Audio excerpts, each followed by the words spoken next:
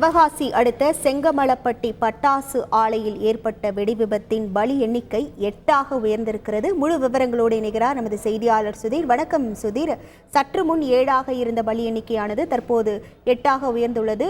உயிரிழந்த நபர் குறித்தான தகவல்கள் ஏதேனும் தெரிய வந்திருக்கிறதா? மேலும் எத்தனை பேர் சிகிச்சை பெற்று வருகிறார்கள்? முழு விவரங்கள் என்ன? சிவகாசி அருகே செங்கமலப்பட்டி கிராமத்தில் தனியாருக்கு சொந்தமான பட்டாசு ஆலை இயங்கி வருகிறது. அங்க பாத்தீங்கன்னா 10க்கும் மேற்பட்ட அறைகள் உள்ளன. அறைக்கு 3 பேர் இன்னைக்கு பணிபுரிந்து வந்திருக்காங்க. மதியான சாப்பாடு இடைவேளைக்கு பிறகு பணியாற்றி கொண்டிருந்த போது குறைவு காரணமாக வெடி விபத்து ஏற்பட்டுள்ளது. இதுல பாத்தீங்கன்னா 3 பெண்கள் என 8 பேர் தற்சமய உயிரிழந்திருக்காங்க. மேலும் சில உடல்கள் உள்ள இருக்கலாம் என்று எதிர்பார்க்கப்படுகிறது. தீயணைப்பு வீரர்கள் உள்ள தீயை கட்டுக்குள் கொண்டு வந்துகிட்டு இருக்காங்க.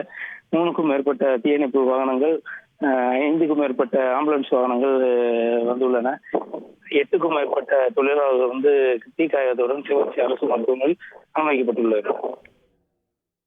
உங்கள் விவரங்களுக்கு நன்றி சுதீர்.